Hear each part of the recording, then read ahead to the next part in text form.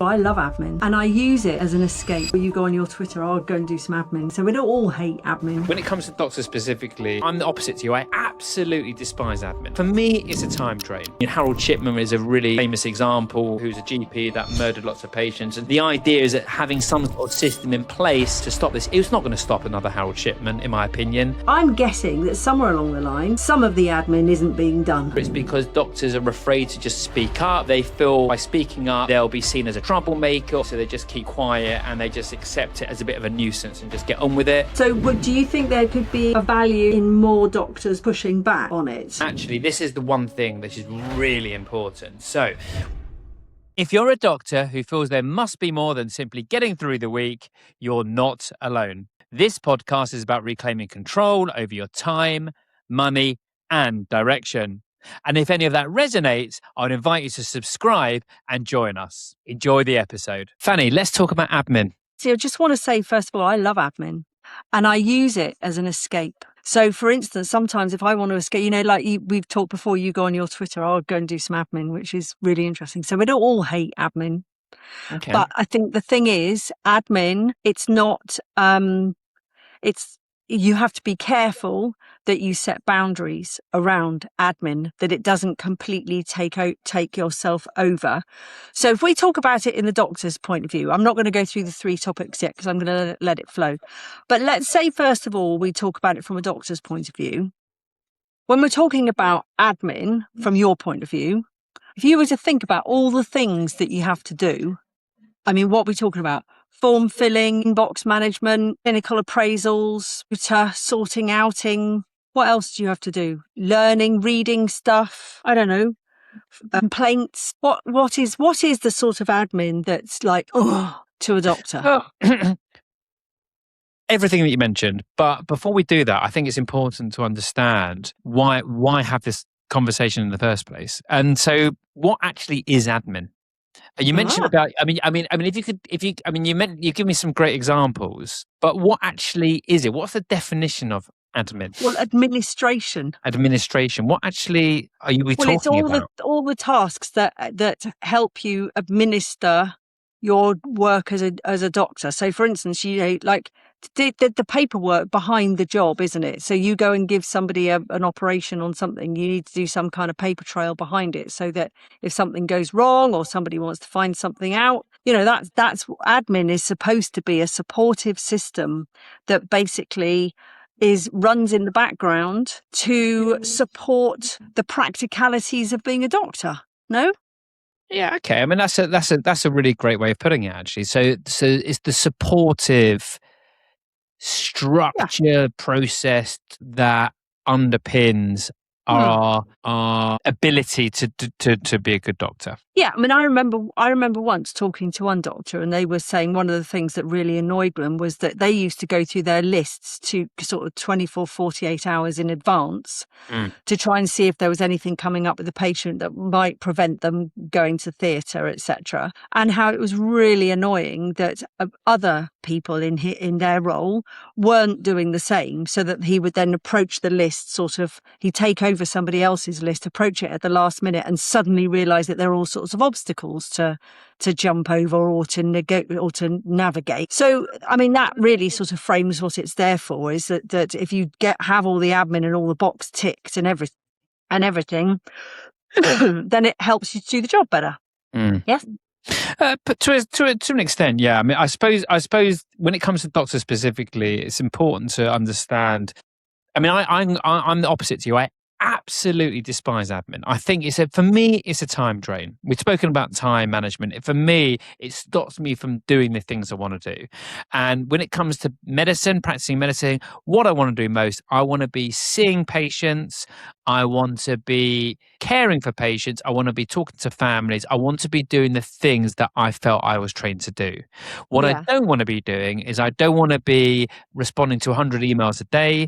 I don't want to be doing lots of form filling, lots of tick box exercises, lots of things that we have to do because we've already spoken before about how the NHS seems to be very system and process and bureaucracy and tick box exercise heavy.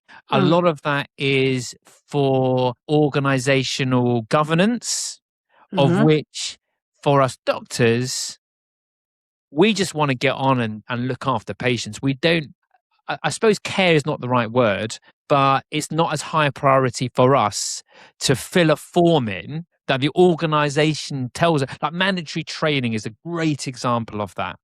So mandatory training, all of these modules that you have to do so Yeah. that the organization has some sort of compliance, which is going to help with their indemnity, organizational indemnity. Yeah. So I should imagine, I don't know much about it specifically, but I should imagine that, well, all of us are on this NHS or organization and indemnity. So when things go wrong, if there's any legal disputes and things like that. And I should imagine one of the terms and conditions that grants organization indemnity is for all of its staff to be signed off with their mandatory training modules and requirements. Now, when you're looking at mandatory training, most of it, let's be totally honest with ourselves here, most of it is just tick box exercise, which has got the benefits for the organization. So they tick the box so they can say to whoever, yes, we're compliant with this. But day to day, in terms of how you mentioned how it's the underlying stuff which allows us to be able to do our jobs effectively, it's got nothing to do with medicine. If the fire alarm goes off, Yeah. I'm gonna listen to that fire alarm. I'm gonna leave the building and I'm gonna look at my environment and I'm gonna look to see whether I can play a role to, for example, if there's patients that are bedbound Yeah, no, and no, need to come out, I get we'll all work this. as a I team. mean, Understanding what color the fire extinguishers are and things like that, absolutely no, that's nothing to do with medicine for me. It's something that I have to do every single year to tick the box. And I think this is the key, because when we're looking at work-related dissatisfaction, stress, burnout at the most extreme end of that spectrum, then what I see is that more and more of our time is taken away from doing the things that we train to do, the things that we're passionate and motivated by, which is the practicing clinical medicine. Instead of doing that, is to do lots of things which don't, for us, fulfill our overall high purpose and what we train to do. And a lot of us see as just pointless tick box exercise and form filling. yeah. Which, I mean, again, I remember working, when I was working for a supermarket and I had to learn how to lift a box, I had to sit for 8 hours a whole day going through training videos to try and spot the hazard or something. Right, exactly. And okay, so let's go on to that then. So how did you feel when you were doing that, or just Awful. after you've It's done that? a complete waste of time. A complete waste of time. Yeah, you feel that it's a complete waste of time. I did the same when I was working for a charity recently, that there were so many different things, can you read the new policy on this and can you read the new policy on that? And yeah, it is. And I think, can we accept, bearing in mind, so are we making this into a doctor's conversation, or are we going to talk globally about how the world has become very PC, regulated, and an HR form filling kind of exercise? Well, unfortunately, the NHS has become more of that. When it comes to global, I think the other thing to really important to consider is, I used to. I also, what I used to really enjoy, not now because I've actually seen the other side, but I hear a lot of people, and I include myself in this a few years ago, who really got off on having a to-do list. And a lot of that to-do list would be lots of admin related tasks. And I Yeah. really enjoy, you mentioned about enjoying admin. Is it actually that you really enjoy admin, or is it the fact that it just seems to be a sense of achievement when let's talk about life admin, when you've got a list of things that you have to do.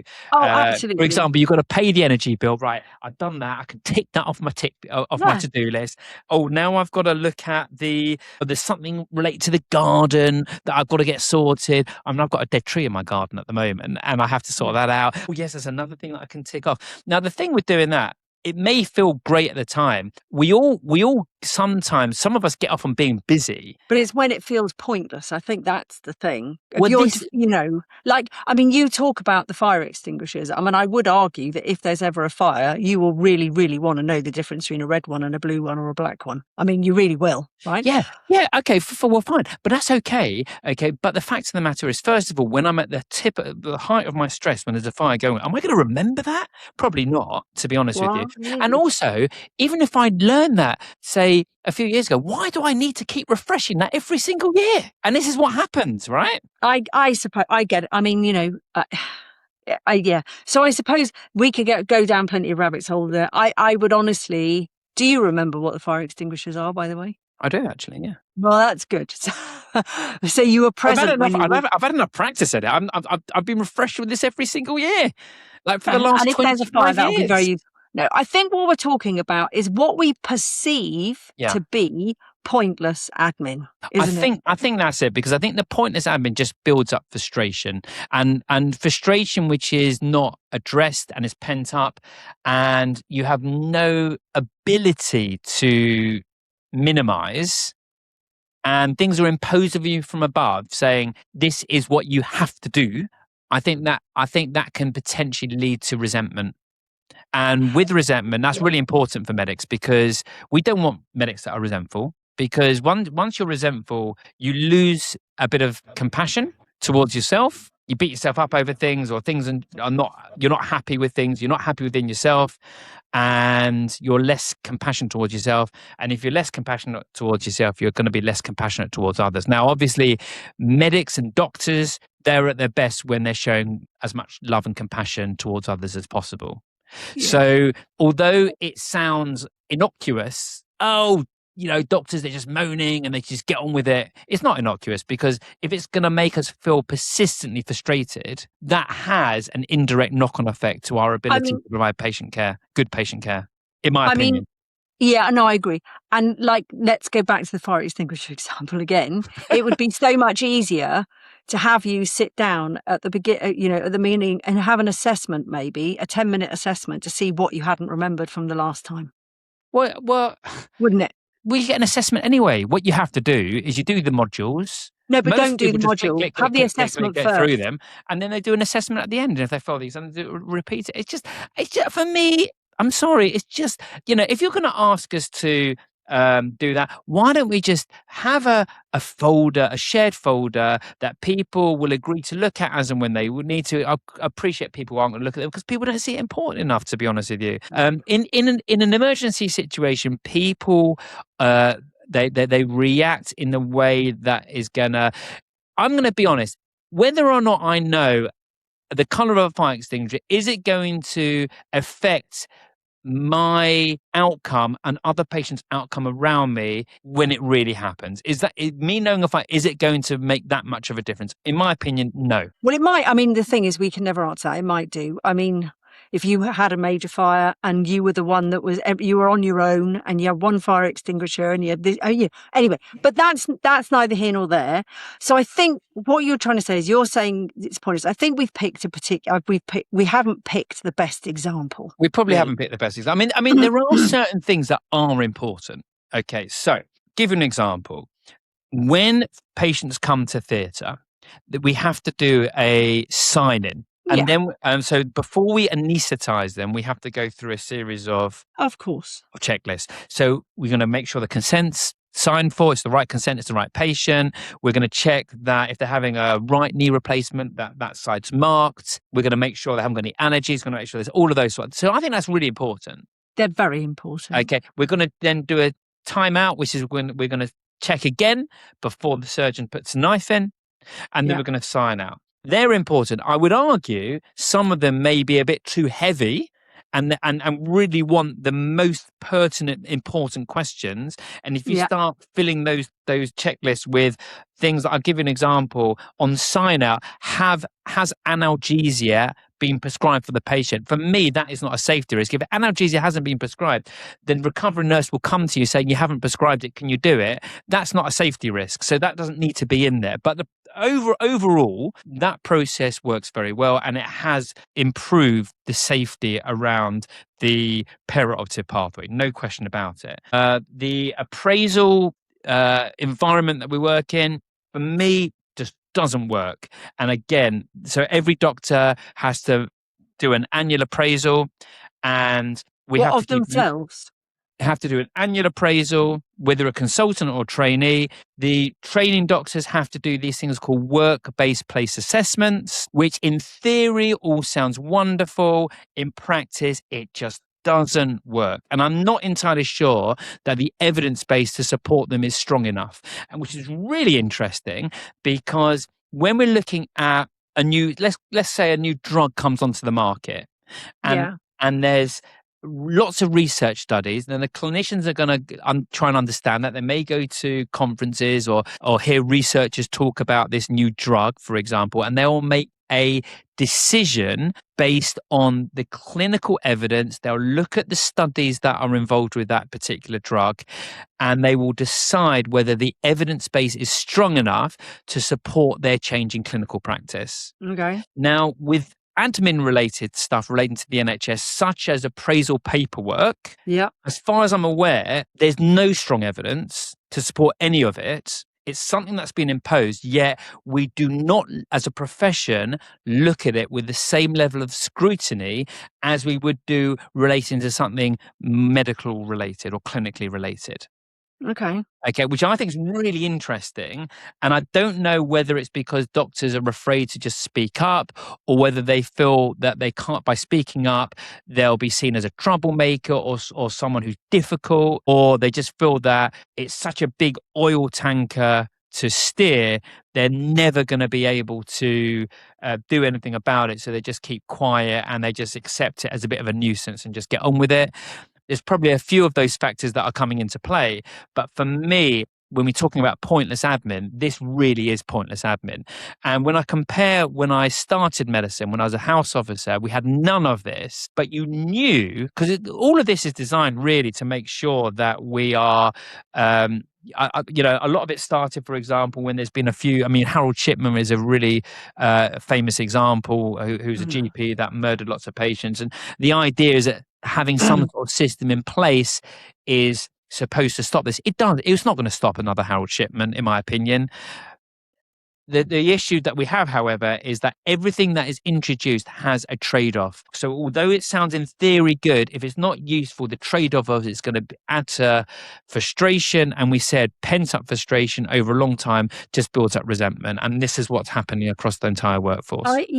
I think so. And I think I completely hear what you say, and I agree with what you say. I think it comes down to really, it's like what admin genuinely protects the patients, what admin protects the institutions, what admin exists because nobody's redesigned the system. So it's just like this big white elephant that one thing builds on another, that builds on another, that builds on another, and all that kind of stuff. That's really important, actually, because the other thing is that so many things are introduced because so many people got all these good ideas, and they say, I'm going to do an audit about this and fill this form and everything else, and we're going to change things, and like, for example, we think that a little meeting at, say, 4:00 in the afternoon to discuss all the patients is a really good idea. So all of these things are implemented, and it's very quick to implement things and try new things. But very rarely, from my experience, is there let's review this in 2 weeks and let's see what difference it's made. And let's actually agree on some outcome metrics, which would decide whether the introduction of this particular thing is useful or not. And whose idea is it usually? Is it the doctor's idea or some admin person? It depends on what level. It depends on the environment, etc. There are small things. I mean, we don't, as doctors generally, we have lost autonomy and control. We've spoken about it on previous podcasts already. Absolutely. Where we probably have most influence is our immediate clinical environment. Right. And so therefore, understandably, doctors want to make a difference. There's some fantastic people in medicine. They all want to, everyone's got great ideas. They all think that their ideas are useful. And what then happens is, as you know, having a great idea about something may be a great idea, but sometimes in practice, it just doesn't work. No. Okay. No. Unfortunately, the NHS is full of things where people are implementing, but there doesn't seem to be the same level of commitment relating to specific outcome metrics to decide whether that is useful, and a review date and a plan to remove things Yeah. that are not working. And when it comes to admin, because don't forget, this conversation is about admin, then a lot of these things may be associated with a higher admin. So the other reason there are things imposed, like, for example, the appraisal process is imposed by the General Medical Council, but there are other things that we introduce in the workplace because we think from a quality improvement perspective it's going to be useful, and everyone may talk about it. There's committee meetings and people think they're going to do it, but very rarely.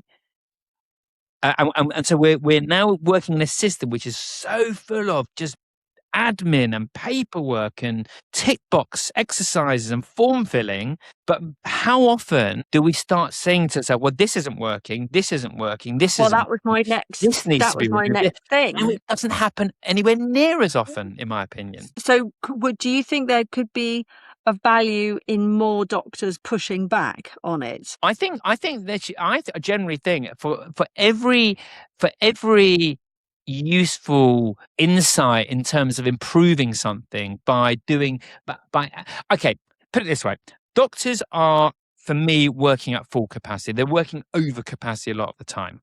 It's not just hours; it's also the intensity of work that they're faced with. Mm-hmm. In my opinion, if anyone's got a great idea about something in the clinic, and it may be very useful, it's not to negate that. Mm-hmm. But I generally think if something's going to be introduced at the same time, something else needs to be taken away. Okay. Because otherwise we're just in You just this end up, yeah. environment just full of admin and bureaucracy and tick box exercise. And it takes all of our attention away from why we want into medicine in the first place, and that is to look after patients. And we've done lots of work with doctors. We've run 2 cohorts of the Doctors Breakthrough Program. Yeah. We know that the medical environment is a increasingly challenging place to work, but we also know that what frustrates doctors and what stresses doctors out the most, and what makes them dissatisfied with their medical career, very rarely is to do with the medicine itself. No, absolutely. And I'm listening to some of the GPs that we've been speaking to as well. I mean, it sounds like their admin is horrific as well. It's not just in the hospital. Well, they probably have it worse, to be fair, because they've got 10 minutes to see each patient. Every patient needs a note as well. I mean, even as a patient, whenever I go to my GP, they don't even look at me. They're too busy. I don't blame them, by the way. They're busy typing on their keyboard because they know that they've got 10-minute slot where they're supposed to see me, come up with a management plan, and record some notes and give a prescription all within 10. It's just ridiculous, to be honest with you. I don't know how they do it. No. So thinking about it then, because do doctors then approach it really to go, well, the way I've got to get over this? Because I can see that there's a number of ways to look at this. You could see it as dangerously learned helplessness, which is the issue when people go, well, that's just the way that it is. It's the way it is. But that doesn't help because those feelings are still going to be there. No, absolutely. And what you're doing is you're just suppressing them. But that's one of the stepping stones to burnout, right? Yeah, it is. In my opinion, it is. It's just what it is, right? Yeah. And then maybe there's the doctor that thinks, well, I've got to organise my time better, which can then be very can lead to burnout as well, because if it's, I've just got to manage my time better, it's self-flagellation, blaming the self, organising, coming back on you. And then maybe before we go on. Hold on, I'm just saying that there will be, I'm sure there are some doctors that do that. I've just got to organise myself better.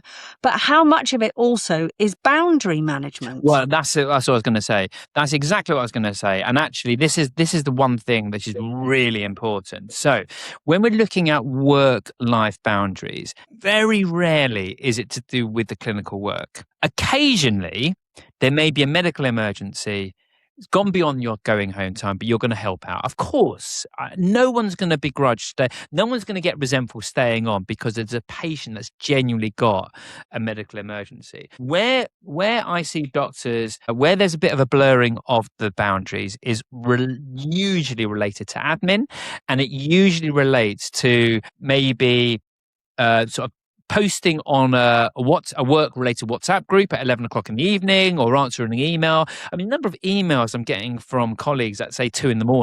about, I mean, why the hell are you, I mean, even if you're on a night shift, why are you emailing me at 2 a.m. about something? That, I mean, there seems to be that. The other thing I would say is that the organizations I don't think it's necessarily their 100% their responsibility, but I don't think they help, because during the pandemic, as you know, there was a lot of upheaval.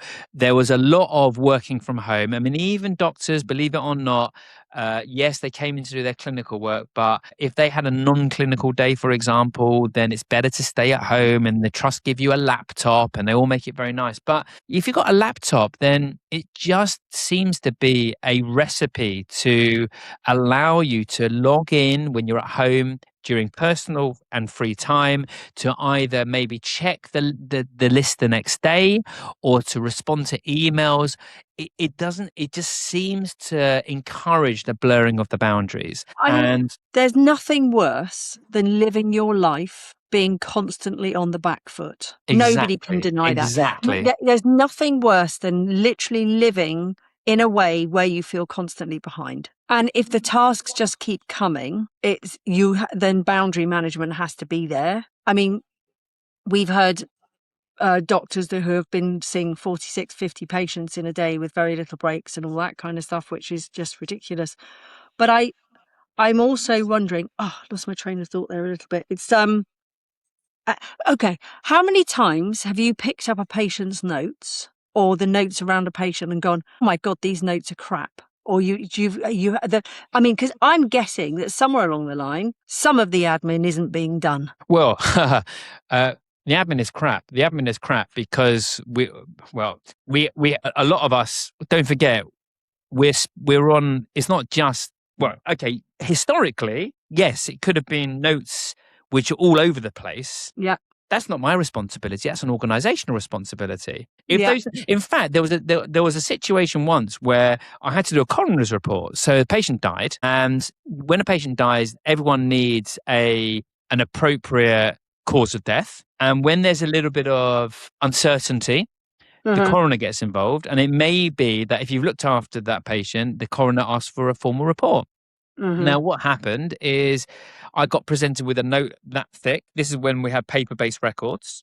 And I was looking through it and I could not make sense of anything. And I said to the trust, I can't possibly work with these notes. I'm very happy to give a coroner what he needs, but I need this in the right way. Yeah. It's going to need someone to be I think that's really important. Yeah, it's going to need someone to able to format this in a way that makes my job easier. And allows me to then go through things in a sequential way so that I can write my statement to the best of the ability and give the coroner what he needs. Okay. Yeah. So I had to ask for that. Now, the other thing to say, and this is really important, actually, I'm pleased that you brought this up, is that, you know how the NHS are on a staff cutting mission, cost cutting mission? The first staff to go, unfortunately, the admin staff. Right. And if the admin staff are gone, then who picks up the slack when it comes to that admin that those staff used to do? Well, I mean, my immediate answer would be the sensible thing would be, and horribly, is AI. Scan it maybe in time, but we're not there yet. I mean, AI has only come on over the last few years. It's the clinical staff and it's the doctors. Now, had I at that point with those coroner's notes, I could very easily have gone away with those notes and spent literally hours trying to piece them all together, but I said I'm not prepared to do that. I refuse to do that. But it's only so you push back. I push back. Now, there's a lot of colleagues that would feel uncomfortable about doing that. Exactly, and instead of that, they would then just take it on. Boundary management, and that's where we talk about boundary management, don't we? It's definitely a complicated thing. So before we wrap up, I think what we should do is how Medics in Control, Doctors Breakthrough Program. this podcast, we're all about being the person who can cope with things that are better, that are out of our control, without learned helplessness, because that's not what we want. So how can doctors approach it? How can we make this podcast helpful to somebody who's listening to it as a sort of like a takeaway for the end? Yeah, and it's really important. And thank you for saying that. I think the first thing to say is that when it comes to us giving up our time, because if we're doing anything relating to work, we are giving up our time for the organization. Then what we need to do is we need to be intentional with that time that we're giving up. The organizations will never say, "Oh, you're doing too much. You need to stop. You need to push back." So we need to recognize ourselves. We need to look at our contracts. We need to recognize the amount of time that we are prepared to give to our job. And we also need to recognize that if we are over delivering, in other words, when I say over delivering, I'm talking about giving up which now becomes our free time on doing things that are related to admin because of, should we call it, organizational inefficiencies? Yeah. Then that's something which the organization has a responsibility to make it more efficient for us. And if the job doesn't get done, it just doesn't get done. No, again, it's so interesting that the first thing that you said was be intentional. And this is the whole thing, isn't it? It's about who are we being? Whereas it's so common for us to see now, we're talking to the doctors that we have, that they are becoming human doings rather than human beings. Yeah. And when you're a human doing, your boundaries get shot to bits. That's right. Everything goes out of kilter. You lose your values, core values, just seem to just get thrown on some rubbish pit somewhere. And so it's really bringing it back down to who you're being as a person, whereby you can then consider your boundaries and make active decisions rather than just going, well, I've got to do that. So it's about that internal locus of control, isn't it? It is about that internal locus of control. And one thing I would say as well is that it's really interesting. No one is forcing you to do anything. You can say no. Every single day you wake up, you can decide exactly what you do. Yeah. Now, okay, fine.